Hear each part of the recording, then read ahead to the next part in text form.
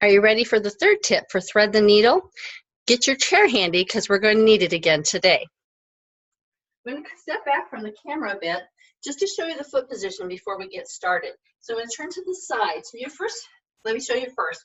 This foot will be out just a little bit, not ducked out all the way, just slightly, about like you would for plies. So let's do that with that foot. For me, it's my left. If you're mirroring me, it'd be your right. Bend that knee and towards the little toe.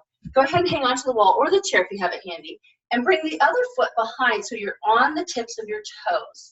You really need shoes to be doing this move because it's one of those balance moves and you don't want to be gripping your feet into the floor or into your shoes. Weight on the standing foot should be about mid-foot, that standing leg that's supporting you.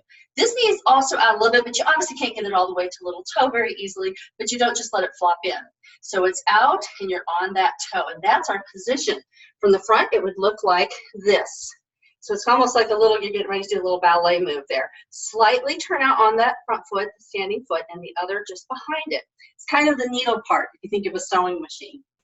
You have your chair handy. Now again, we're not having a death grip on the chair. It's just there to lightly touch and help us with balance as we focus on muscle activation and getting the form right on this move.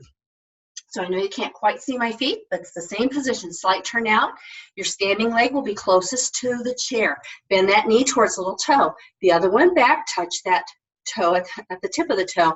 And I always, whenever I touch there, think to get the ribs up a little bit. It's kind of a little touch, ribs up, and pulling the core in. We're just going to have that opposite arm straight out. Nothing to reach through from your core. Straight out. And I'll show you one of the common errors when we do this move in a few moments. It's with this arm. Really reach out. This is going to help you with your balance when we take away the chair. So big inhale. Exhale, lightly press the chair, pull that tummy in, and bring that knee up. Now, our goal is to be straight out from your hip. You can tell I'm not quite there. This particular hip is my tight one. So just come up to your best ability. Keep that arm out as you bring it across. Again, just to your point. Might be here, might be here, might be here. You might have some tummy fluff in the way. You may just have something going on your hip. You just go to your best ability. Let's do a little pulse there. A little pulse. 1, 2, 3, 4. And you keep this toe pointing at all times. Now, the common error is this arm does this. So you can get that knee over more, right? Because that's what we're after. No, you want to keep that arm straight out because that means you lost your lats. So that way you're using the leverage isometrics, fascia, getting a nice stretch because you're reaching through and coming to your best ability. Yeah, I can go farther if I bring my arm back. That would look like this. But that's not what I'm after because I had to release a bit of my core, my lats, and even my leg muscles to get on over there, and that's not what I want. Let's come back and rest for a moment.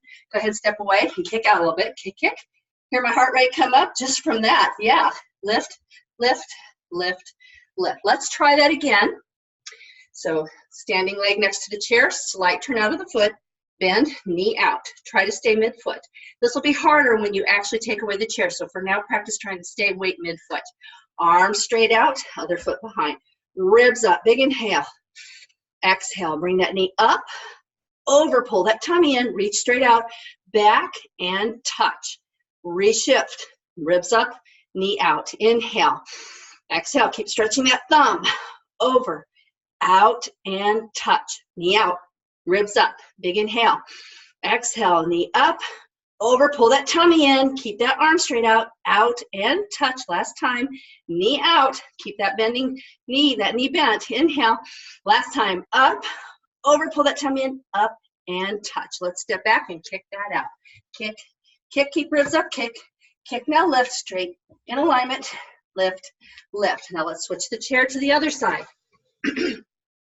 Same positioning, where the standing leg's foot will be slightly turned out towards the chair, but the knee stays bent.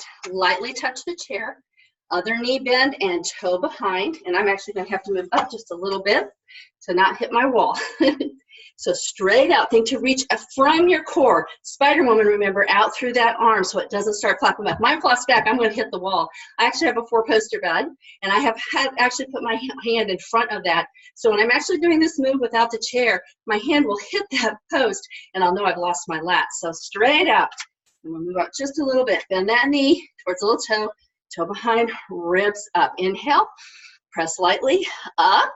First is a little pulse, but remember, keep that arm straight out. Pulse. 2, 3, 4. Try to keep waist high if you can, but just do your best. When you touch, think ribs up. Inhale. Exhale, here we go. Up, over, pull that tummy in. Back out, keep that arm straight, touch, ribs up. Remember, every time you touch, reset that knee out, midfoot, ribs up, arm out. Here we go. Up, over, back out, and touch. Ribs up. 2 more times. Keep stretching that thumb. Inhale. Exhale. Up, waist high if you can. Keep pointing that toe. Back and touch. Ribs up, knees out. Last time. Inhale. Exhale. Up, over, out, and touch. Whew, that's a workout in itself, and you'll actually feel it in the standing leg as well.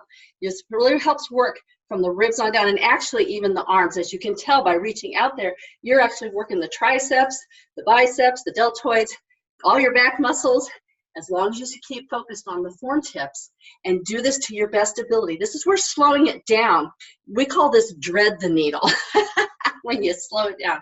And it's really hard to slow down without the chair. So the chair kind of helps you have a little bit of balance, so you have that for balance, so you can focus on muscle activation. So it's not just here to make the move easier. It's making it easier for you to connect the brain to body so that you can do this move with your best form once we take the chair away and get more results.